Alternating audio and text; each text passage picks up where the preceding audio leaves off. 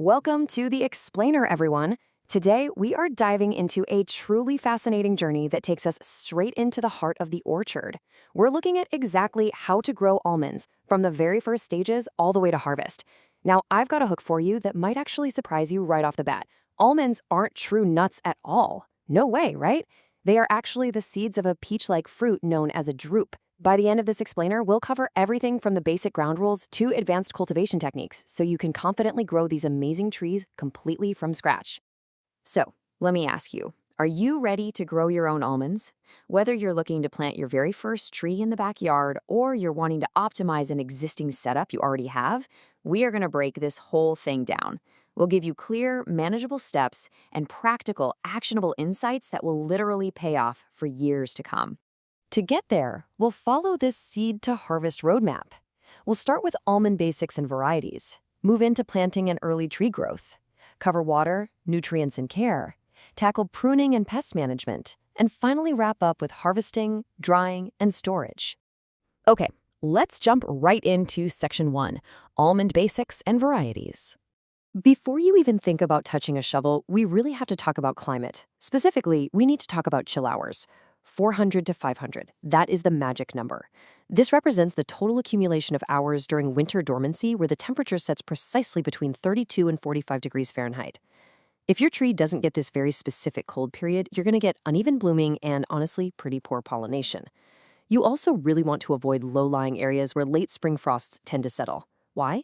Because almond trees bloom very early in the year, and a late frost can just completely wipe out your crop. Now, picking the right tree is everything. Nonpareil, that's the industry standard right there. It's got incredibly high market demand and a paper-thin shell. Mission almonds, on the other hand, have a much harder shell but a really strong, distinct flavor. Then there's Hall's Hardy. This one's actually a peach almond hybrid that can survive colder climates, though I will say its kernel is quite bitter. But listen, here is the absolute most important takeaway when it comes to varieties. Almost all of them require a second compatible tree or even a peach tree that blooms at the exact same time for cross-pollination by insects like bees. Without a partner tree nearby, you get zero almonds. It's that simple. Moving on to Section 2, Planting and Early Tree Growth. So, almonds require deep, well-drained, loamy soils with a pH of about 5.8 to 7.0. They absolutely hate wet feet.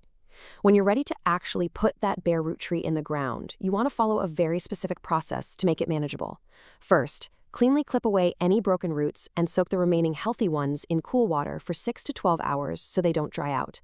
Second, dig a hole that is wider than the root spread, but don't dig it too deep. Third, refill that hole with the native soil. And I know it's tempting, but do not add rich organic amendments or fertilizers to the hole yet. That can burn young roots or create a soggy sponge effect. Finally, make sure the graft union, that swollen bump at the base of the trunk, sits exactly 2 inches above the soil line to prevent rot.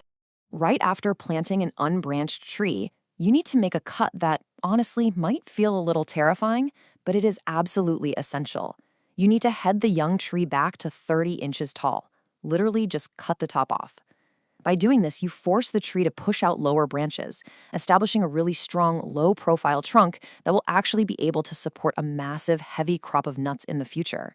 All right, Section 3, Water, Nutrients, and Care. Now, this early orchard phase, it requires patience. You are building the architecture of the tree here. You're not harvesting food just yet. To build that strong foundation, follow these rules. First, prevent fruiting for the first 3 years. I know, it's hard to wait, but if you let a young, skinny branch carry heavy almonds too early, it will droop, deform, and eventually break.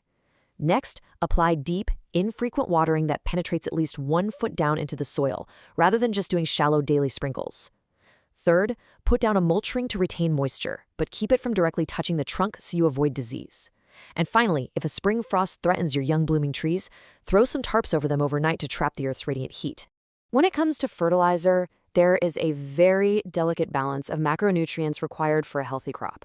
On one hand, calcium and potassium are your best friends. They improve the kernel fill, reduce post-harvest molds, and build the tree's natural disease tolerance. But on the other hand, while nitrogen is definitely necessary for growth, applying excess nitrogen can have a heavily detrimental effect on the final quality of your almond kernel. Precision is absolutely everything here. Let's look at Section 4, Pruning and Pest Management. As your tree matures, you enter a phase where you're actively protecting your investment from structural imbalances. You really want to train the tree using what's called the open vase system. This basically means you select 3 or 4 main scaffold branches that grow outward and upward, and you completely remove that central leader going straight up the middle. Think of it kind of like an upside-down umbrella. This keeps the center of the tree wide open to sunlight and airflow, which is critical for healthy fruitwood and disease prevention. And of course, you'll always want to prune out any dead, diseased, or crossing branches. But sometimes the biggest threats in an orchard are the ones you can't even see. Take prunus replant disease, or PRD for short.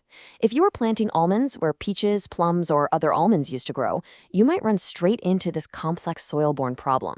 When combined with microscopic, root-damaging nematodes, PRD causes sparse roots, stunted canopy growth, excessive wilting, and twig dieback.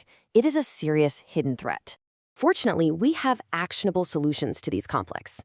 To fight PRD and nematodes, pre-plant soil fumigation targets these pests deep in the root zone before your new tree even goes into the ground. Above ground, we rely on integrated pest management, or IPM. For example, introducing predatory mites naturally helps control devastating insects like the navel orangeworm, so we aren't relying entirely on chemicals. And to protect young, exposed bark from sunburn and peach twig borers, you can literally just whitewash the limbs using a simple 50-50 mix of white interior latex paint and water. It's like sunscreen for your tree. And now, the best part.